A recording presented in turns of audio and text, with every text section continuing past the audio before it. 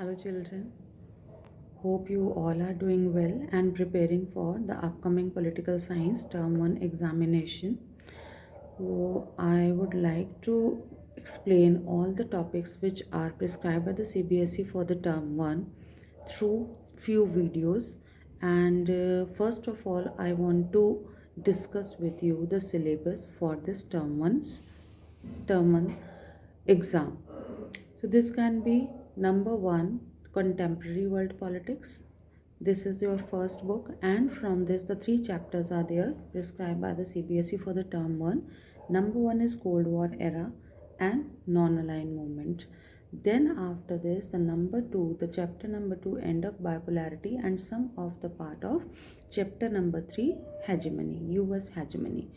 And third chapter is United Nations and its organization. Children, first chapter in our contemporary world politics, this is the Cold War era and non-aligned movement. So first we can start with the Cold War. What is the Cold War? Okay, so when was it started? The Cold War era was started just after the Second World War. Second World War came to an end in 1945, as you all know.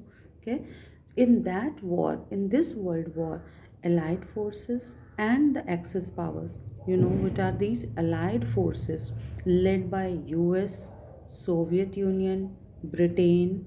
These were the countries they defeated to the Axis powers led by Germany, Italy, and Japan, right?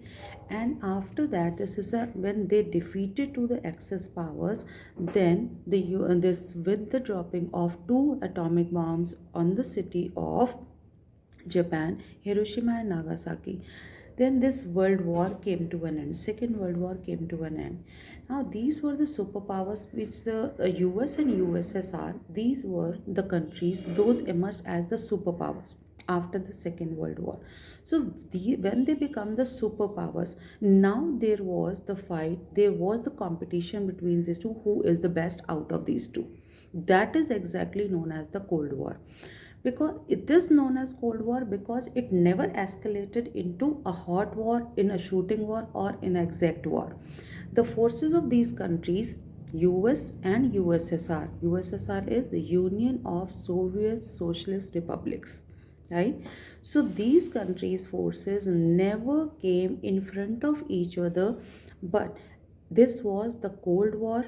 They were in the competition, it was the series of confrontation, the tensions at that time, and that is why it is known as the Cold War. Clear?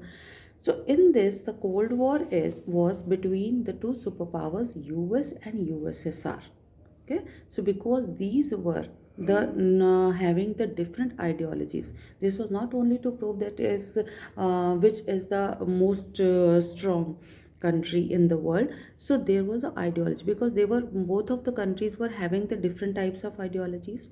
The US was having the capitalist and liberal economy, liberalist, and on the other hand, the USSR, the Soviet Union, was having the communist or the socialist system. So which our means they were fighting, they were having the competition, they wanted to prove their economy, their system, maybe that is the democratic liberal, maybe that is the socialist communism.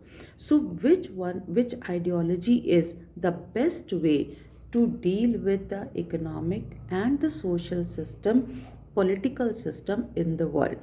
So this was not only of the power, militarily power, the Cold War, it was for the ideologies too. In that race, they means for the during this Cold War era, both of the countries were participating in the arms race means they were manufacturing, they were producing many of the destructive weapons. So that is, any time if the war escalated, at that time they will be ready for that. Okay, so this Cold War was US and USSR, but backed by their supporters, backed by their allies.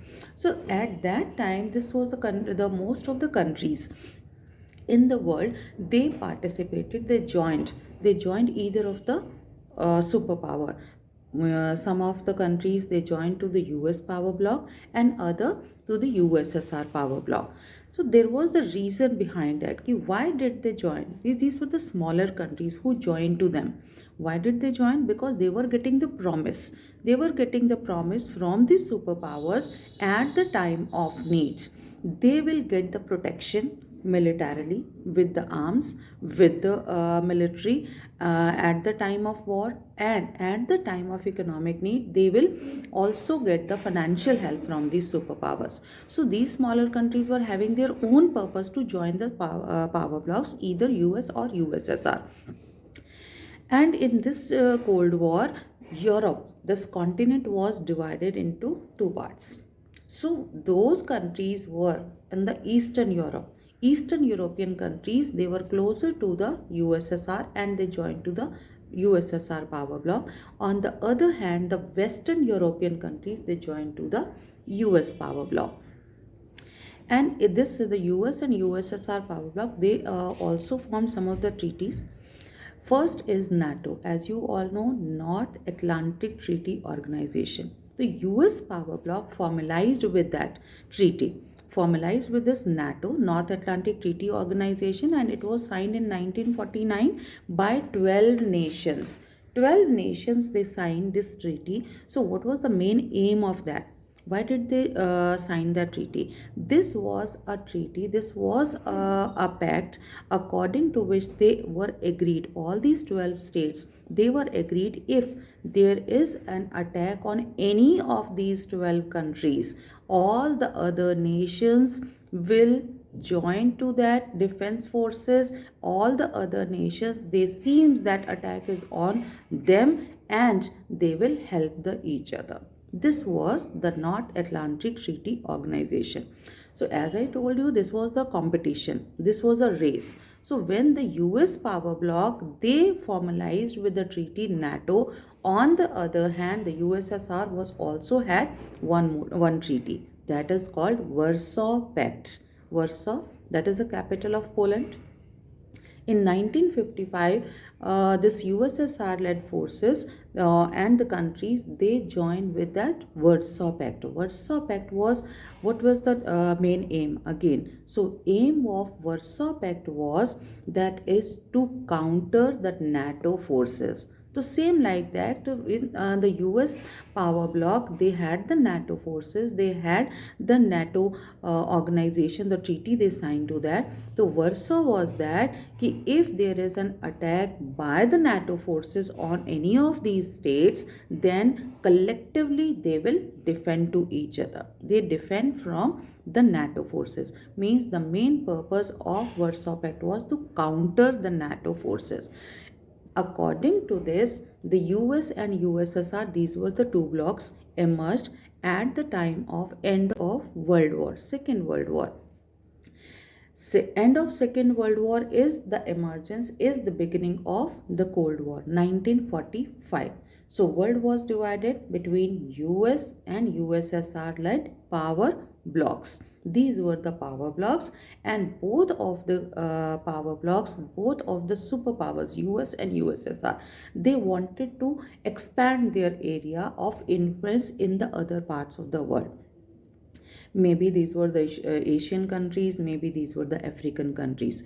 So they were also having some of the interest on that. So why did these superpowers need some of the allies? क्यों इनको छोटी country, the smaller countries की ज़रूरत थी? Because these smaller countries were again helpful to the super powers. For what? Number one, that is for their vital resources. These countries are rich in mineral and oil resources, and if any of the country is the member of US and USSR, obviously they will get the support of the mineral resources from them, these smaller countries.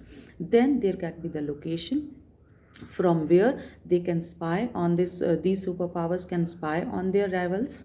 Then there is a territory. After that means they can also get the financial power also. Collectively these smaller countries, they were giving to the superpower some of the finances for the military purposes. So all these countries, the smaller countries, were also helpful to the superpowers. Not only the superpowers were helping to the smaller countries, these smaller countries were equally helpful for them also. So that time the world was divided into two parts.